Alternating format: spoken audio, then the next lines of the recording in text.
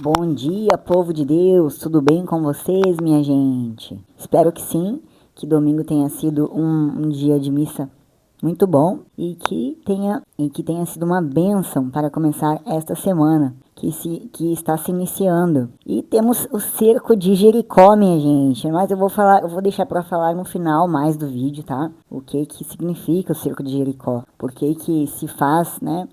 Por que temos na igreja, né, esta prática de oração? Por quê, né? Vamos sim conhecer, vamos aprender. Em nome do Pai, do Filho e do Espírito Santo. Em nome de nosso Senhor Jesus Cristo, que vive e reina nas alturas. Senhor, meu bom Jesus, manda teu Espírito Santo para que acompanhe a nossa leitura, para que a verdade seja transmitida, para que a verdade seja conhecida, Senhor. Meu bom Jesus, envia o Espírito Santo, Senhor. Peço que aqueles que têm o coração aberto escutem as palavras do Senhor, para que possa o Senhor tocar o coração e a alma, o espírito. Que o Espírito Santo de nosso Deus abra os olhos, os ouvidos para a verdade, para o conhecimento dos planos de Deus, para que você possa ter este conhecimento para andar no caminho reto e estreito da justiça e da verdade. Nossa Santa Virgem Maria nos cubra com seu manto divino de amor e paciência, que através da Senhora sejamos pacientes, perseverantes, firmes na fé e no propósito, e que eu vou falar por mim, Arcanjo Miguel Protetor, meu Santo Miguel Arcanjo, que sempre me proteja também meus amigos que veem esse vídeo, escutam, nos proteja das ciladas do inimigo, das intempéries, né, nos desvie das confusões, das intrigas, tá? Dos pecados, principalmente os pecados de difamação, para que não sejamos nós pessoas que corroboram, que colaboram para este pecado tão ruim, né? Então, depois futuramente, um divisor de águas. Então, meu Pai, assim seja feita sempre a sua vontade e o seu nome seja elevado, porque toda honra e toda glória é do Senhor. Em nome do Pai, do Filho e do Espírito Santo. Já vai pegando a sua Bíblia, tá? Vamos continuar a nossa leitura em Atos dos Apóstolos, minha gente. Atos dos Apóstolos. Vamos lá, vamos conhecer qual que é a mensagem hoje do dia. Segunda-feira, 7ª semana da Páscoa, depois da ascensão de Jesus. Ascendeu, subiu aos céus, minha gente, né? Assim como muitos viram na terra da igreja, né? Que era chamada de Israel, que era onde tinha o povo escolhido. Todo olho viu, né, minha gente? Então, recebereis o poder do Espírito Santo, que descerá sobre vós para serdes minhas testemunhas até os confins da terra. Aleluia! Nosso batismo passa necessariamente pela recepção do Espírito Santo, o animador da vida, da continuidade. Na liturgia, ele nos move a estar com Jesus e o Pai, a fim de valorizarmos o batismo que assumimos em nome da Santíssima Trindade. Pegue então a sua Bíblia para acompanhar a leitura de Atos dos Apóstolos, capítulo 19, do versículo 1 a 8. Leitura dos Atos dos Apóstolos. Enquanto Apolo estava em Corinto, Paulo atravessou as regiões montanhosas e chegou a Éfeso. Aí encontrou alguns discípulos e perguntou-lhes: Vós recebestes o Espírito Santo quando abraçastes a fé? Eles responderam: Nem sequer ouvimos dizer que existe o Espírito Santo. Então Paulo perguntou: Que batismo vós recebestes? Eles responderam: O batismo de João. Paulo disse-lhes: João administrava um batismo de conversão, dizendo ao povo que acreditasse naquele que viria depois dele, isto é, em Jesus. Tendo ouvido isso, eles foram batizados no nome do Senhor Jesus. Paulo impôs-lhes as mãos e sobre ele desceu o Espírito Santo. Começaram então a falar em línguas e a profetizar.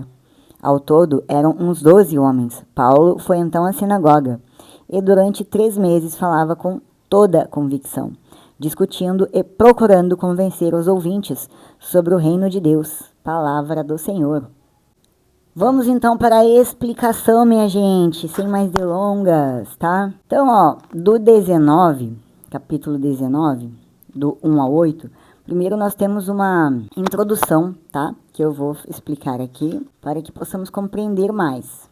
Deixa eu virar pra cá. Lembre-se que eu tô com esse óculos, eu preciso me acostumar, mas a gente tem que olhar assim. Os discípulos que Paulo encontrou em Éfeso ainda não tinham ouvido falar do Espírito Santo ou do batismo em Cristo.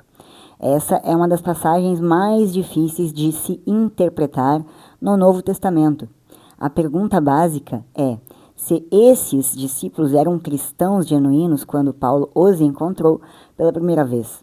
Alguns argumentaram que eles não eram cristãos, pois não tinham recebido o Espírito Santo nem sido batizados em Cristo. Outros insistem que eles eram cristãos genuínos que ainda não tinham recebido um conhecimento completo da fé. Inúmeras formas incompletas de cristianismo se difundiram nos primeiros anos da igreja. Os apóstolos, obviamente, sentiram ser importante verificar o progresso dessas tendências e corrigi-las, levando o evangelho pleno e completo a esses pretensos discípulos.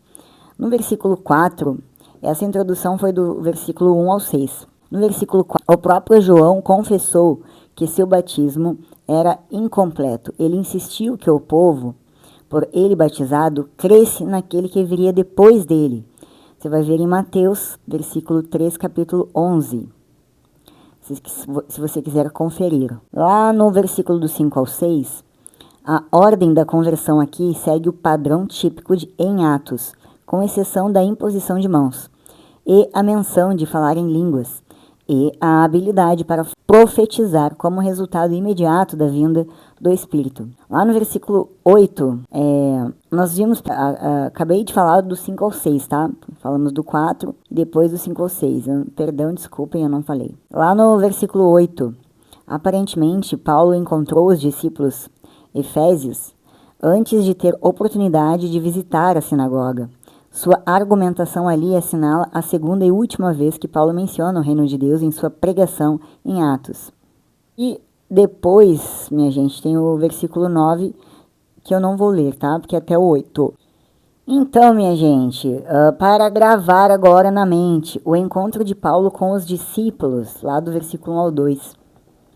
Quando Paulo chegou em Éfeso, ele encontrou alguns discípulos que João Batista tinha batizado, né? Mas João Batista batizava antes de Cristo chegar, como já havíamos falado antes também. Ele preparou o caminho para Jesus. Então, o batismo dele era de conversão, de arrependimento, né? E não o batismo com o Espírito Santo, que vai trazer a verdade. Sobre o que, minha gente? Sobre tudo, né? Principalmente porque o Espírito Santo, ele vai trazer a verdade como? Com a sua... É tudo uma questão, gente, de...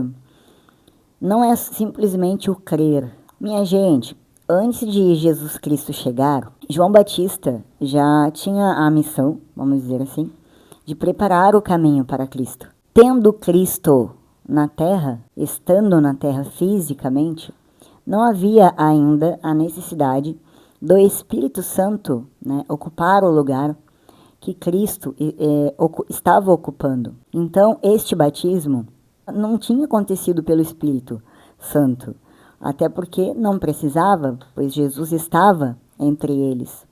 O Espírito Santo só veio e ficou aqui como consolador, assim como Jesus falou, porque ele precisava voltar para o Pai, como ele mesmo havia falado. Então, não é difícil a explicação, não, e nem o entendimento. É apenas a questão de conhecimento mesmo.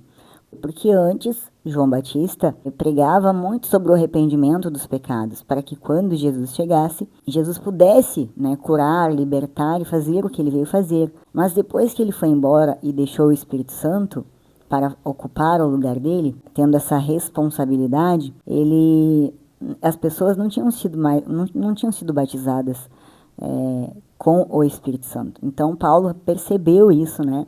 Estando em Éfeso e encontrando ali discípulos que já tinham sido batizados por João Batista, né? Que embora batizados não recebido o Espírito Santo de Deus.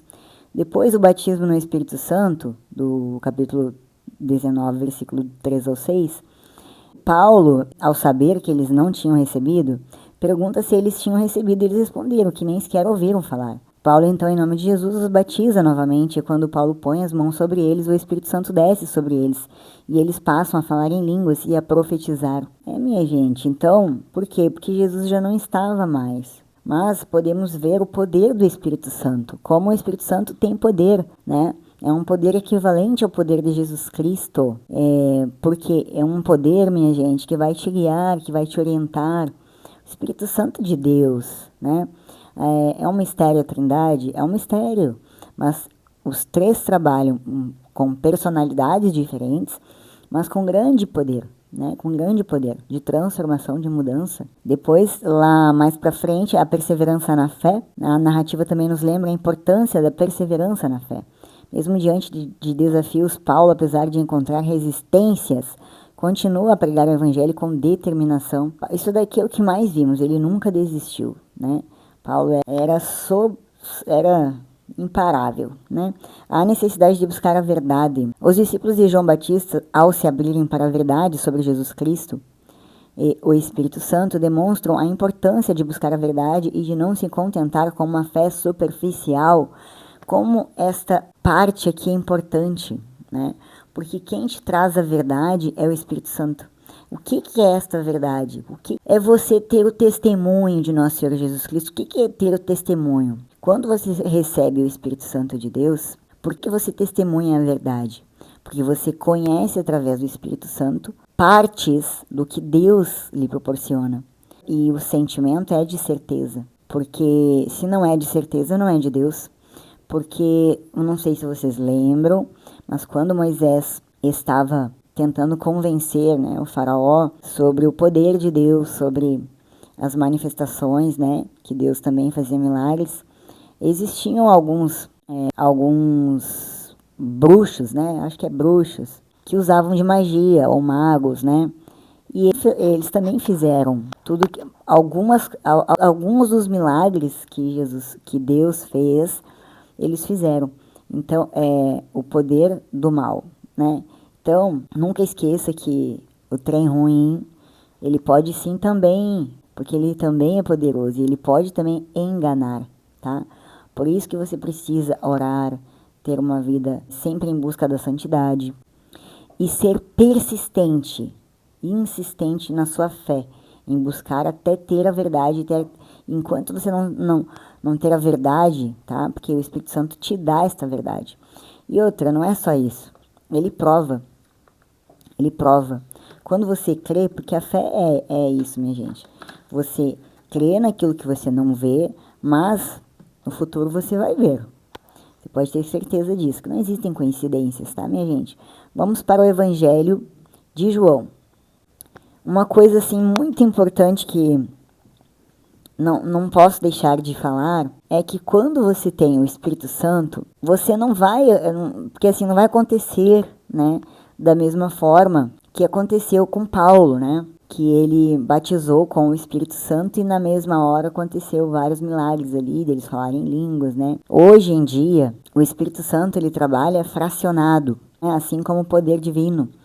Então, quando você conhece e aceita, né, e compreende a importância da atitude de Jesus Cristo quando ascendeu aos céus, mas disse que deixaria o Espírito Santo, o Espírito Consolador, para que nos guiasse, nos orientasse. Ele quis dizer o quê? Como se fosse um pai também, como ele foi. Então, é ao longo do tempo que esta maturidade espiritual vai se desenvolvendo. Através do que, minha gente? Através da sua fé. Através do seu orar, do seu pedir a verdade sobre pessoas, sobre os planos de Deus para a sua comunidade, para a sua igreja, o que você pode fazer, né? Se importar com os planos de Deus, com Deus, porque o Espírito Santo ele vai agir para a sua evolução espiritual, para o crescimento da sua fé, tá? Porque se você depender, tá, de outras pessoas, por exemplo, eu vou dar um exemplo, tá? Eu vou dar um exemplo, porque não tem como sair da igreja, não tem. Atos dos Apóstolos não tem. Eu queria, mas não dá. Então eu tenho que falar o que é necessário falar, gente. Então você está na comunidade, né? Na sua comunidade, na igreja. e você está no início da sua jornada de fé. Vamos supor que você começou, né, na igreja, está iniciando, e você foi batizado, fez os sacramentos, e você vai receber o Espírito Santo, né? Por quê? Porque agora já conhecemos o Espírito Santo, já sabemos que Jesus Cristo nos deixou o Espírito Santo.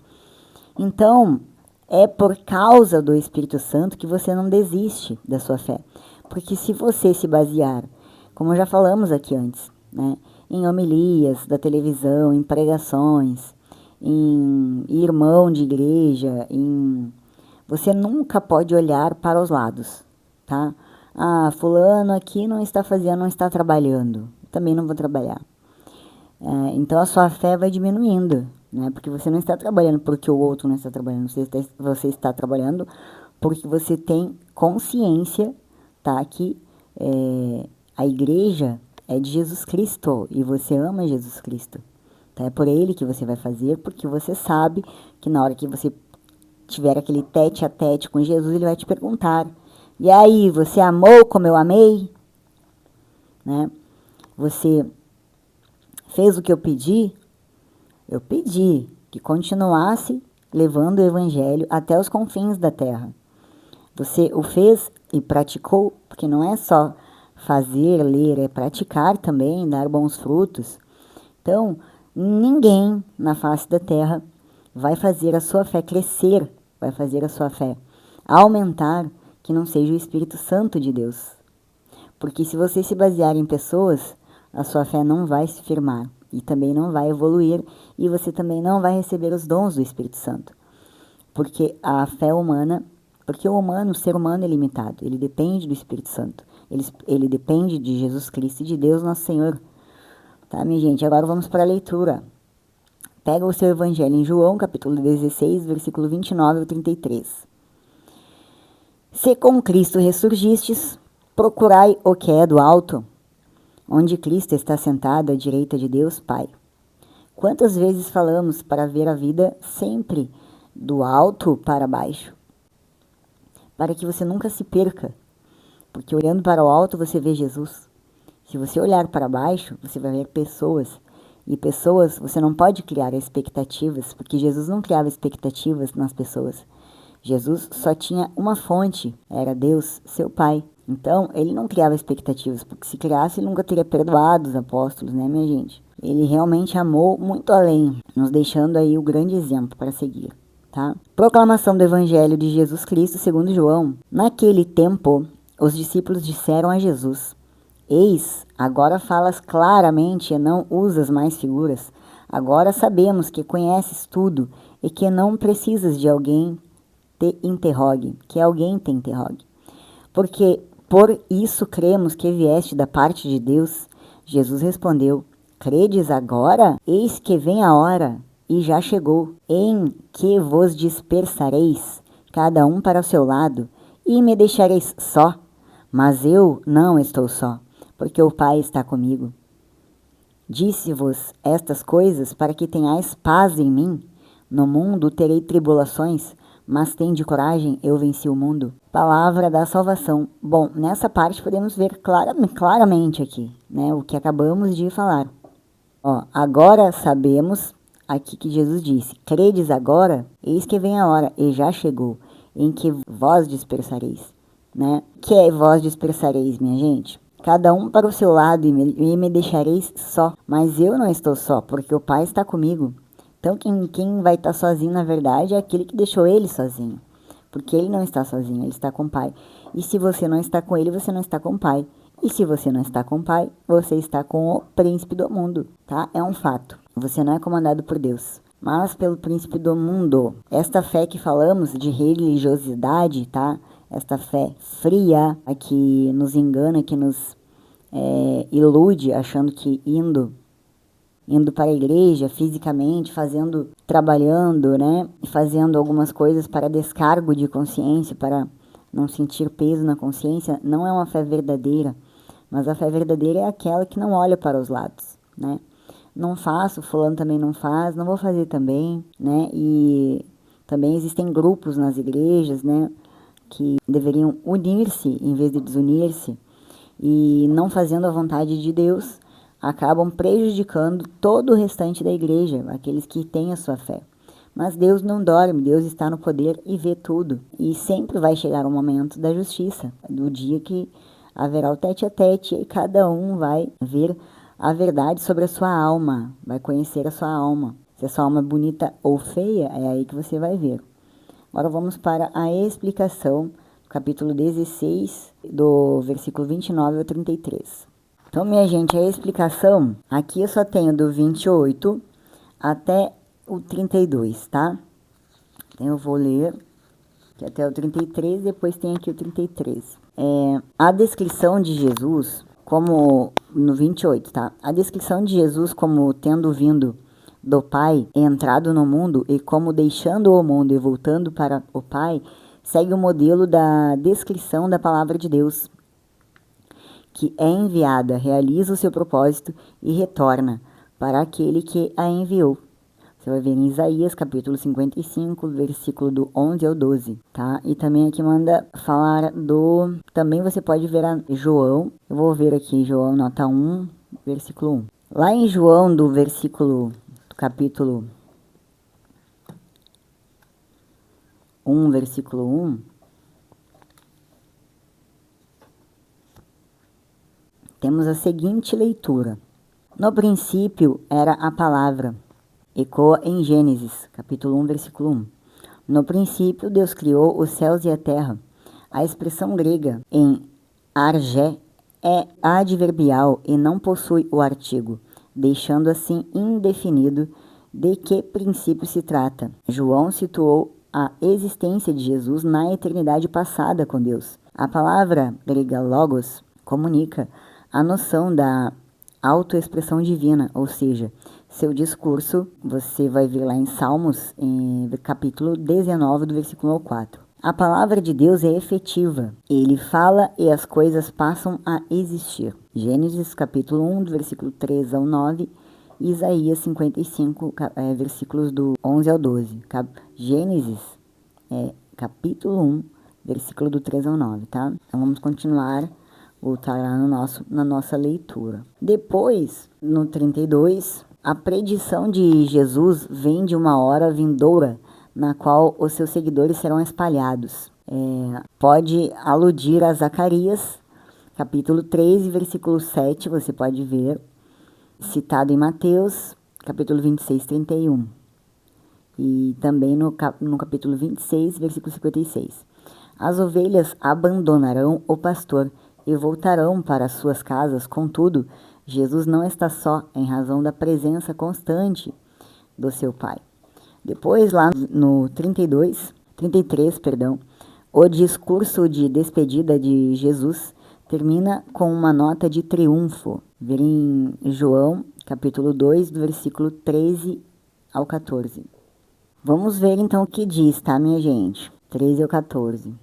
Do 12 ao 13, a referência aos filhos de Deus baseia-se na caracterização de Israel no Antigo Testamento, como os filhos de Deus, porque era o povo escolhido, minha gente, lembra? Deus é Deus, ele escolhe quem ele quiser, ele escolheu o povo judeu, ele escolheu Israel no Antigo Testamento como os filhos dele, tá? Você vai ver em Deuteronômio, capítulo 14, no versículo 1. Não nasceram do sangue, mas de Deus, deixa claro que os verdadeiros filhos do Senhor são os que nascem por meio da fé no Messias, não por nascimento físico ou por ascendência étnica. Isso abre o caminho para os gentios se tornarem filhos de Deus. Depois, no 14, a palavra logos, né? Foi feito carne, não significa que a palavra deixou de ser Deus, mas antes que a palavra se fez carne, habitou entre nós, significa literalmente armou sua tenda, uma alusão à habitação de Deus entre os israelitas no tabernáculo. No passado, o Senhor demonstrou sua presença ao seu povo no tabernáculo e no templo. Agora, ele estabeleceu residência entre o seu povo em Jesus Cristo, a palavra que se tornou carne. As referências à glória de Deus nos remete às passagens do Antigo Testamento que descrevem a manifestação da presença e da glória do Senhor em teofanias, manifestações de Deus. no tabernáculo ou no templo. Você vai ver em Êxodo, capítulo 33, versículo 22. Números 14, versículo 10. Deuteronômio, capítulo 5, versículo 22. A palavra grega monogenes, que está por trás de unigênito do Pai, significa filho único, pode significar único tipo, como no caso de Isaac, que é chamado único filho em Gênesis, capítulo 22, versículo 2 e capítulo 12 e 16. Em contraste com Ismael, no Antigo Testamento, filho primogênito de Deus é designação para o filho de Davi e também para Israel. A referência ao ato de Deus de dar o seu filho unigênito pode ser uma alusão à disposição de Abraão para sacrificar Isaac. Vamos voltar agora para lá. Vamos ver se tem mais algum para ler. Pois tem o 4.4. Era necessário passar, pode indicar que o itinerário de Jesus estava fixado pelo plano soberano de Deus. Por Samaria era a rota mais direta da Judéia para a Galiléia. No entanto, os judeus rigorosos, querendo evitar a impureza, contornavam Samaria, fazendo uma nota mais longa. Isso envolvia cruzar o Rio Jordão e viajar em frente de Samaria na margem oriental do rio. Vamos agora para a gravação lá na Cuca. Minha gente, no capítulo 16, do 29 ao 33, o que Jesus fez? Jesus deixou claro que os apóstolos se dispersariam, se perderiam, se afastariam de Jesus, dele, né? Então, ele disse que ele ficaria sozinho, porque eles se afastariam dele, mas que ele estava com o Pai. Mas que mesmo assim, não era para eles temerem, né? Não era para eles desistirem, porque as dificuldades viriam, as tribulações viriam. Ele deu esperança. E Jesus, ele não dá só esperança, ele promete e ele cumpre as promessas que ele faz. Como falamos aqui, ele não é qualquer um que fala e chega na hora, amigo, não vou. Jesus não é assim. Se ele disser para você que vai estar aqui, ele vai voltar, é porque ele vai voltar, porque tudo que ele fala, ele cumpre. Então, outra coisa que ele enfatizou sobre a vitória dele no mundo, né? Se ele conseguiu esta vitória, ele disse que esta força, né, para que os apóstolos vencessem as dificuldades, os discípulos, nós também, porque ficou para nós somos o discipulado, o corpo de Jesus. É sobre isso que ele quer dizer. Não tire os olhos dele, não se perca com os irmãos, com as distrações, com as coisas que não vão te levar a lugar nenhum. Não perca o propósito em nenhum momento, não desestimule, porque você está olhando para fulano que não está fazendo isso e não está fazendo aquilo, mas é o coordenador, não sei do que, tem um cargo importante, ou até mesmo até o padre não faz, ele também não vai fazer. Mas não esqueça que o seu caminho e o seu julgamento é entre você e Deus. Cada um vai receber de acordo com aquilo que fez e com aquilo que crê, né? Primeiro, logicamente, já falamos, é necessário que a pessoa creia que faça a provisão da sua fé e que dali vem os frutos da conversão, né? E também esses frutos da conversão vêm, por quê? Porque Jesus, quando deixou este mundo, prometeu o Espírito Consolador. Nós, tendo o Espírito Consolador para nos guiar, nos orientar, ele nunca vai nos deixar olhar para outros lados que não seja Jesus Cristo. Então, se você está olhando para outros lados que não seja Jesus Cristo e se importando com coisas que não sejam de Jesus Cristo, você não está testemunhando Jesus Cristo. E você precisa testemunhar Jesus Cristo. O testemunho é uma premissa que o Espírito Santo ele vai estar te acompanhando, vai estar te orientando e ajudando. O que é testemunhar Jesus Cristo? É levar o conhecimento sobre Jesus para quem não o conhece. É falar uma palavra de consolo, é levar a palavra para o seu irmão, é se disponibilizar para levar o evangelho, tá? Isso que Jesus pediu aos confins da terra. Na casa da fazenda, na casinha de sapê, no mercado, na esquina, em todo lugar. Conte com o Espírito Santo e não olhe para os outros. E se aquele dali que você ajudou não crie expectativas sobre ele, não crie, tá? Porque Jesus não criou. Se ele te machucou, se ele te magoou e te fez balançar a sua fé, não esqueça disso. que Jesus disse: no mundo tereis tribulações, porque ele já disse que seríamos perseguidos, mas aquele que ele toca a mão, esse ele sempre vai defender. Nunca ele vai deixar nada acontecer com um filho que é fiel a ele, nunca. Depois nós vemos lá em João, do 16 ao 29, que os discípulos reconhecem, né, que Jesus fala abertamente e claramente que ele sabe tudo, sem necessidade de perguntas. Eles acreditam que Jesus veio de Deus. Depois no 30, Jesus responde, né, que os discípulos agora acreditam. Ele anuncia a iminência de sua partida e da sua separação dos discípulos, mas garante que ele não está sozinho, porque o Pai está com ele. E ele já diz, né, como já falamos, que eles iriam ficar perdidos, mas que eles não esquecessem da fé. No 31, Jesus declara que disse essas coisas para que eles tivessem paz nele. Então, por mais que você esteja passando por uma tribulação, uma dificuldade familiar, uma doença, uma dificuldade financeira, uma crise financeira, uma crise no casamento, uma crise com filhos, com parentes, com amigos, né? Qualquer tipo de crise, você sempre olhe para Jesus, não procure um amigo qualquer. Primeiramente, entregue nas mãos do Pai, né? E espere, tenha fé, tenha confiança, porque o inimigo ele pode te enganar. O Espírito Santo de Deus e Deus tem poderes que o demônio pode enganar, tá? Porque ele também tem poderes, mas ele não tem os mesmos poderes que nosso Senhor Deus, né? Então vai ter coisas que ele não vai conseguir.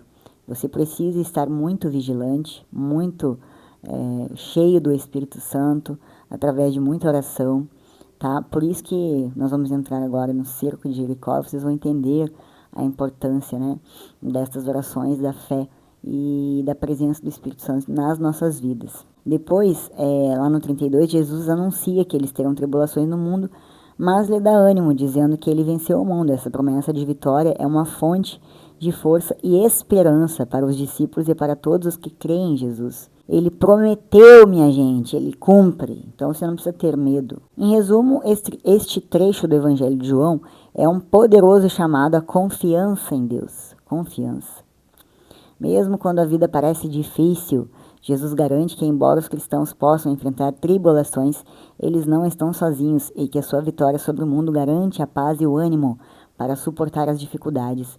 Então você tem o Espírito Santo de Deus, que com certeza vai lhe ajudar a carregar o fardo que é pesado, tá? E às vezes este fardo pesa mesmo, tá?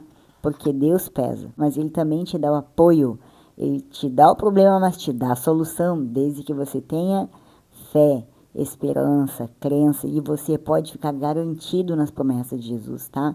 Porque ele cumpre promessas, não é aquele amigo 71 não, que te deixa na mão quando você precisa. Ele não te deixa na mão. Depois, vamos saber o que é o cerco de Jericó.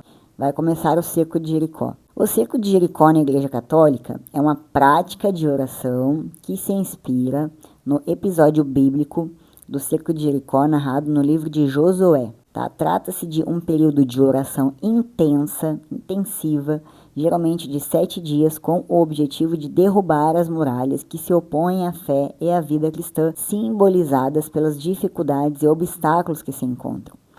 Tá? Os elementos chaves do cerco de Jericó. Inspirado na Bíblia, o cerco de Jericó se baseia no relato bíblico em Josué, onde o povo de Israel, liderado por Josué, cerrou a cidade de Jericó com orações e louvores, e as muralhas desabaram, permitindo a conquista. Oração intensiva. A prática envolve rezar o terço, o rosário, ininterruptamente durante 7 dias, com a intensificação de outras orações em grupo, pregações e celebrações, como a missa e a procissão com o Santíssimo Sacramento. Objetivo: o cerco de Jericó visa a batalha espiritual contra as forças do mal, pedindo a Deus a interrupção e a derrota das dificuldades e obstáculos que dificultam a vida e a fé. Comunidade e participação. Como é importante a participação da comunidade, tá, no cerco de Jericó, porque ali está a igreja, está o corpo de Cristo que precisa estar unificado. Em quê? Em Jesus, com um pensamento elevado em Jesus, como seu mestre, seu guia, tá? Como aquele que você deve se inspirar, ser a imitação dele. Práticas adicionais. Em algumas ocasiões, o cerco de Jericó pode incluir práticas adicionais, como confissão, jejum e imprecações para fortalecer a oração e a luta espiritual. Evidências de curas e libertações. Acredita-se que o cerco de Jericó possa trazer curas, libertações e soluções para diversos problemas, como doenças, dificuldades financeiras e problemas conjugais. Origem e história. O cerco de Jericó tem suas raízes na experiência de oração e devoção popular, especialmente na Polônia. O cerco de Jericó não faz parte da liturgia oficial da igreja, mas é uma prática de devoção popular que se difundiu por diversas comunidades católicas, sendo realizada em paróquias, comunidades carismáticas e grupos de oração. Importante, é fundamental ressaltar que o cerco de Jericó não é um rito litúrgico oficial da Igreja Católica, mas uma devoção popular que se inspira na Bíblia e busca a força da oração para enfrentar as dificuldades e obstáculos da vida. Então, minha gente, o cerco de Jericó é muito importante, porque assim, quando a gente ora em casa, né, a gente às vezes ora um dia, pede para o Espírito Santo nos ajudar, espera mais uma semana, aí ora de novo, pedindo a mesma coisa para o Espírito Santo. Você não esqueça, tá, que precisa ser persistente, tá, para que você seja agraciado com os dons do Espírito Santo. Por quê? Porque às vezes você pode ter muitas muralhas, tá? Você pode estar rodeado de muralhas espirituais ruins, negativas, hereditárias, tá? Heranças, muitas coisas, fora os problemas já naturais da vida, né? Condições financeiras, casamento com dificuldades, né? Desentendimento familiar. Então, tudo é demônio, minha gente, tudo é demônio. Vocês não acreditam, mas é, tá? Tudo é demônio tentando atrapalhar a vida aqui do cristão para que ele não alcance a salvação, porque o que ele quer é o que ele não tem, é a salvação. Ele nunca vai ter e ele não quer que ninguém tenha também. Então, você precisa ser persistente, tá? Insistente, não desistir, fazer o cerco de Jericó, ir na sua igreja. Eu convido vocês para ir na Paróquia Santa Ana, que fica em Guaratiba. Eu vou fazer com certeza, minha gente. Vou todos os dias. Eu já vou sempre e vou toda essa semana, com certeza, finalizar. Vai ser uma época de muita oração, de muito louvor, de muita alegria e felicidade de estar na presença do Senhor. Não existe melhor, não existe sentimento melhor de estar na casa de Deus, de estar na igreja de Deus. Não existe, né? Então, pessoal, até falei para vocês sobre a Missa da Luz, né, que ocorre na segunda-feira, mas a programação muda, né? A programação muda. Então, a leitura hoje é esta leitura, meu povo, minha gente, tá? Não esqueçam, tá? Que existe o mal e que ele pode fingir também poderes do Espírito Santo lhe trazendo coisas que não são verdade, tá? Tome cuidado. E ele só pode entrar na sua vida se você der esta abertura, tá? Então, vigilância 100% do dia, pensamento no Pai 100% do dia, oração, rosário, terço, louvores, tá? Porque você, meu amigo, que é cristão, vai ser atacado sem parar até o último dia da sua vida, até a sua morte, tá? Por isso que Jesus diz dessas tribulações, se ele venceu, minha gente, ele venceu até o demônio que tentou ele com citações bíblicas, né? Aí você não quer acreditar que o demônio pode te convencer, ele te convence facinho, tá? Como disse o Padre Paulo disse, se Jesus tentou, se o demônio tentou, se Satanás tentou Jesus no deserto com citações bíblicas, imagina você que é burro. Ele falou isso, minha gente, ele falou isso. Então, assim, não é que nós sejamos burros, minha gente, mas a gente não tem o mesmo poder, né? Nós somos aqui, como Deus já falou, um verme. Então, tenhamos esta consciência, esta humildade e busquemos nosso Senhor de todo o nosso coração, de toda a nossa alma, de todo o nosso amor, aquele que conhece Jesus Cristo, a sua vida, que conhece o seu trajeto, tudo que ele fez, que busca conhecer, que vai ser um buscador pro resto da sua vida, que vai sempre, mesmo pecando, ele vai se arrepender e profundamente ele vai mudar, sim, com certeza, porque o Espírito Santo dá isso, o Espírito Santo traz todo esse poder, né, para que ele siga no caminho de Cristo. Porque apesar de Cristo não estar hoje fisicamente conosco, o Espírito Santo está. E ele deixou o Espírito Santo para nos consolar, nos guiar. Então tenhamos fé no Espírito Santo, sim. Entreguemos as nossas preces, as nossas orações ao nosso Senhor Jesus Cristo, que através dele nossas preces chegarão ao Pai. Mas principalmente o Espírito Santo existe, ele tem um poder imenso e você precisa recorrer a ele com muita persistência, muita insistência, tá? Porque às vezes você está numa batalha espiritual muito grande que você não vê, porque o mundo, o plano não é material, né? O plano espiritual a gente não conhece. Então, por isso que eu falo, você às vezes não tem noção, né, do ataque espiritual que você está sofrendo, e aí você precisa recorrer, e muitas pessoas recorrem a outros meios, mas o meio eficaz é Jesus Cristo, não tem outro meio eficaz. Tem temporários, tá, que não são de Jesus, e que você vai depois sofrer consequências, tá, minha gente? Então por hoje é só, espero que a leitura foi tranquilíssima hoje a leitura, né, minha gente? Mas amanhã eu trago mais notícias para vocês, né, do cerco de Jericó, a ascensão de nosso Senhor Jesus Cristo. Hoje é domingo, segunda-feira, segundo dia, depois da ascensão. Então, que vocês tenham uma excelente semana na presença do Senhor, na presença do Espírito Santo de Deus, e que vocês possam, de fato, né, buscar e encontrá-lo, sem desistir. E tomem cuidado, tá? Porque você pode ser enganado. Quando você tem orgulho, vaidade, ego muito apurado, você tem essas características, você tome cuidado, tá? Quando você acha que as coisas são suas, né? Eu sou organizado, eu sou maravilhosa, eu sou o cara, eu sou o melhor, Não, eu prefiro fazer isso daqui porque eu faço melhor. E essas são as características. Você fazendo isso, você vai estar dando entrada e o Espírito Santo fica longe, tá? E aí vem o trem ruim, te engana e você cai bonitinho, igual um patinho. E aí você vive no engano. E aí depois, quando você parte do mundo, Jesus vai te perguntar. E aí você vai ficar como, né? Não tem mais volta. Minha gente, que a graça de Deus fique com vocês. Shalom. E agradeço a Deus por mais essa oportunidade. O nome dele é honrado. Toda honra e toda glória é do Senhor meu Deus, do Senhor meu Jesus. Espírito Santo, da verdade e da justiça. Essa trindade possa interceder nas nossas vidas, nas nossas casas, nossos pensamentos, nossos corações, nas nossas emoções, para que nós aqui tenhamos a nossa salvação, né? Que um dia possamos alcançar o reino da glória, né? E possamos encontrar o nosso Senhor Jesus Cristo. Que alegria que vai ser esse dia, né, minha gente? Tenhamos fé, meus amigos. Não olhe para os lados, não escute fofocas, não se importe com difamações, não se importe com intrigas, tá? Tudo são demônios. Então não tenha raiva da pessoa, mas saiba se defender através das suas orações. Amém? A paz seja convosco. Shalom. Em nome do Pai, do Filho e do Espírito Santo. Amém.